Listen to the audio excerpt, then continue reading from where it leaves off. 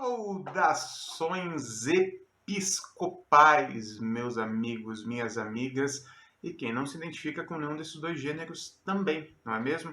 Vamos lá, estamos aqui para o quarto episódio.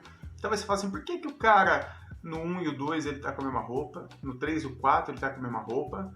Porque eu gravo de 2 em 2, essa é a verdade. Que nem o do pedreiro, eu acabei de gravar e já tô gravando outro.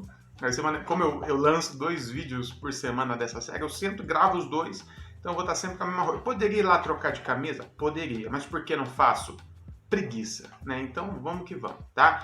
Outra coisa, você que assistiu os primeiros episódios, principalmente no começo, você deve ter sentido falta da vinheta, né? Uma vinheta que eu fiquei o dia inteiro fazendo aquela merda, apanhando, afinal eu não sou editor de vídeo, e aí o YouTube deu um BO no meu vídeo, porque eu usei 10 segundos da música do Baco Exu do Blues, né, Bluesman, e travou, não ia monetizar, e como eu acho que esse vídeo aqui vai chegar a 3, 4, 5 milhões de visualizações, espero que seja monetizado, inclusive me ajuda em nome de Jesus, o Negro Nazareno. Se inscreve nesta merda aqui. Se você, não vou assistir nunca mais. Tá bom, mas escreve, ajuda. Poxa, ajuda, faça um trabalho social, ajuda. Se inscreve, dá um like, pega o link, manda no grupo da igreja, arruma uma confusão lá. Você vai ver como é divertido arrumar confusão no grupo da igreja, né? Eu sou expert. Vai por mim, ordem do pastor, senão o diabo vai te destruir. Bom, quarto episódio, e inclusive eu falei no episódio anterior que eu explicaria neste episódio por que Jesus manjava tanto dos paranauê dos campos, dos grãos, das terras, né, das sementes, né? E também disse que eu falaria um pouco até do tipo de casa, dos tipos de casas que haviam naquela época. E tudo isso eu vou explicar hoje, porque hoje falaremos de onde Jesus veio, né? Em qual bairro ele foi criado. Jesus veio de Alphaville ou Jesus veio de Itaquera, de Itaquá? Jesus veio lá do Piatã, lá dentro de Itaquá, no fundão de Suzano, ali com a divisa de Mogi. Ou Jesus é de Alphaville, ou Jesus é da Zona Sul, tá ligado? Então é isso que a gente vai tentar entender hoje. E mais uma vez, tudo tem a ver com o que eu estou dizendo a vocês desde o primeiro vídeo, que a construção que fizeram de Jesus na história do cristianismo foi tentando deslocar Jesus das suas origens, né? A cor da sua pele, a sua profissão, e hoje falaremos da favela, repito, da favela, da comunidade onde Jesus foi criado, né? Eu vou lembrar você, primeiro aqui para introduzir, hoje eu tô tipo pastor mesmo pregando, então eu leio um texto e aí eu prego em cima desse texto. Em João 1,46, quando o Felipe fala para Natanael, fala, olha, encontramos o Cristo, ou seja, o cara mais aguardado da história de Jerusalém. O Felipe fala, eu encontrei esse cara, o cara que vai libertar Israel, que vai fazer a melhor coisa da história de Israel. Encontrei, ele é de Nazaré. E aí o Natanael, você lembra muito bem do verso que diz assim, pode vir alguma coisa boa de Nazaré?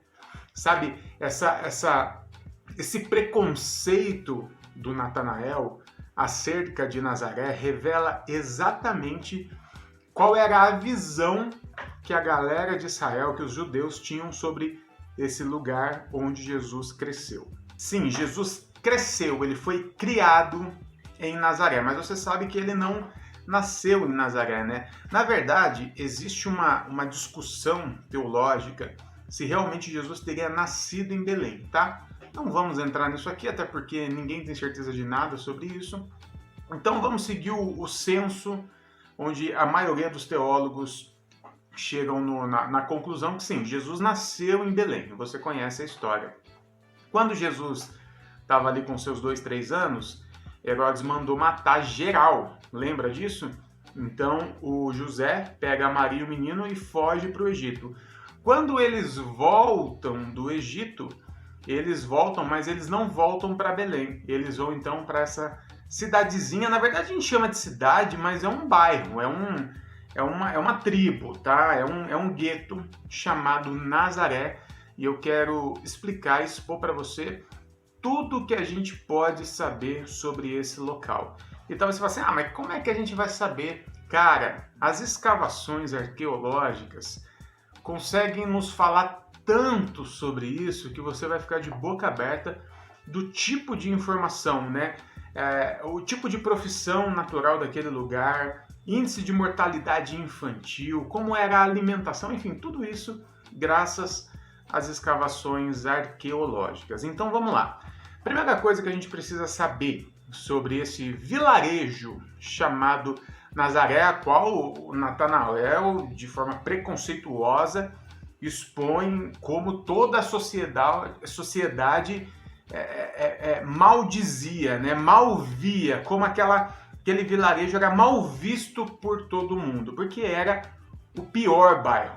Imagina aí, eu não sei em que cidade você está aí me assistindo, mas pense no pior bairro, no pior gueto da sua cidade. É de lá, tá? Na minha cidade, por exemplo, a gente poderia pensar em alguns locais, né? Tem a favela do Jica, tem Jundiapeba, onde é a nossa ONG, onde tem o coletivo Inadequados. Tem alguns guetos aqui, e lá dentro de Jundiapeba, que é muito grande, tem o gueto que é chamado a Comunidade do Tubão, que tem 97 famílias, e é lá que nós atendemos. Nós atendemos essas 97 famílias. O vilarejo de Nazaré, segundo as escavações arqueológicas, tinham aproximadamente 50 casas. Aproximadamente 50 casas. É metade da comunidade que eu, juntamente com o coletivo Inadequados, atendemos hoje. E olha que nós atendemos uma comunidade pequena, 97. Então, quando você pensa em Nazaré, de repente você pensa numa cidade, num grande bairro, 50 casas, cara. 50 casebres, tá? Então, as escavações já nos mostram que era um pequenino bairro mesmo, um vilarejo muito pequeno. E a arqueologia continua nos mostrando muita coisa. Outra coisa que eles conseguiram nos mostrar é como eram realmente pobres essas pessoas, né? Por vários motivos. Primeiro motivo, o tipo de casa, né? Por mais que naquela época não havia essa grande variação de casa que nós temos hoje, né? Desde barraquinhos até palácios megalomaníacos, né? Mas haviam ali algumas variações, né? Dos mais pobres, dos ricos. Então era normal você encontrar dentro daquela cultura uns 4 tipos de casa, pelo menos, né? Dos mais pobres aos mais ricos, né? E adivinha só, esse vilarejo de Nazaré era o tipo mais pobre das casas, né? Eram casas feitas com as paredes de barro, não acharam nenhum material de ouro, de cobre. Era realmente uma favela, era aquela comunidadezinha dentro da favela, onde todas as casinhas, na verdade, são barracos. Essa é a Nazaré. É esse lugar que Jesus foi criado, dos seus 4 até os seus 30 anos, um vilarejo de 50 barracos. Outra coisa que a gente pode saber sobre Nazaré, em que essas escavações nos ajudam. E aí eu te respondo aquilo que eu disse no vídeo anterior, por que Jesus manjava dos Paranauê de pedreiro, afinal ele era pedreiro, e eu te falei isso no vídeo anterior, mas por que ele manjava dos Paranauê também do campo, do homem rural, né? Porque cada vilarejo era composto por quase que um tipo de profissão. Os profissionais de cada área, eles iam se ajuntando e formando os seus vilarejos, né? Os pescadores faziam os vilarejos mais ali perto do mar, lógico, né? Não vai ter pescador no interior, não faz sentido. E em Nazaré, a profissão natural daquele vilarejo eram realmente os ruralistas, os homens dos campos, né? Os caras que mexiam, que plantavam, que colhiam. Como a gente descobre isso? Se eu estou te dizendo que esses profissionais se juntavam e começavam a criar os seus guetos, obviamente as casas já vão sendo construídas e adaptadas para a realidade daquela profissão. por exemplo, os pedreiros, né, os tectons, da onde José, na verdade, veio. Então você encontrava ali sempre uma extensão da casa, tipo uma oficina, onde eles poderiam construir alguma coisa. As ferramentas eram de pedreiros. E aqui no vilarejo de Nazaré, a arqueologia nos mostra que todas as casas tinham características dos homens dos campos, né? Dos caras que trabalhavam na roça mesmo. E aí talvez venha a sua pergunta: por que então Jesus e José eram os únicos pedreiros no meio de uma comunidade de homens do campo? Porque, como eu disse, Jesus não nasceu lá, Jesus nasceu em Belém, ou quem sabe em outro lugar. José, o pai de Jesus, ele não era de Nazaré, ele era um pedreiro, ele veio de uma comunidade de pedreiro. Mas depois da fuga para o Egito, ao invés de voltar para lá, talvez ainda com medo do que pudesse acontecer, ele foi se inserir em outra realidade, mas trouxe consigo a sua profissão, né? Ele não ia mudar de profissão aos 40, 50 anos de idade. Então Jesus e José eram pedreiros dentro de uma comunidade de pessoas que trabalhavam plantando e colhendo. Por isso que Jesus manjava tanto da parte de pedreiro quanto da parte do campo, da terra. Que interessante isso, né?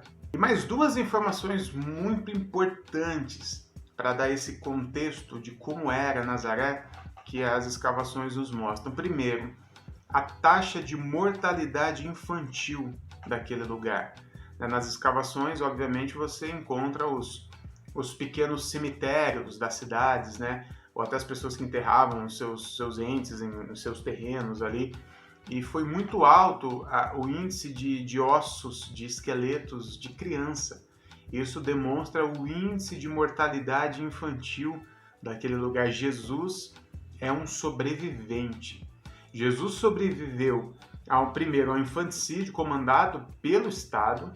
Jesus foi um refugiado em outro país, veio para o lugar pior que poderia viver e sobreviveu, em um alto índice de mortalidade infantil. E outra coisa que as escavações mostram é como a alimentação dessas pessoas era precária também, né? Os esqueletos, os ossos ali, eles conseguem identificar, por exemplo, que faltava um monte de vitamina, de ferro, de zinco, coisas que seriam natural de um esqueleto, de um osso humano, mas por falta de tipos específicos de alimento necessários para o ser humano, eles identificaram que aquela comunidade, aquele vilarejo não se alimentava bem. Inclusive, isso explica o alto índice de mortalidade infantil. Então, cara, Jesus nasceu em Belém, ou não, tanto faz. Ele sobrevive a esse infanticídio graças ao José e a expertise desse cara. Foge para o Egito. Eu explico muito isso no capítulo 2, né? Por que ele vai para a África, óbvio. E aí ele volta na pior favela da Palestina.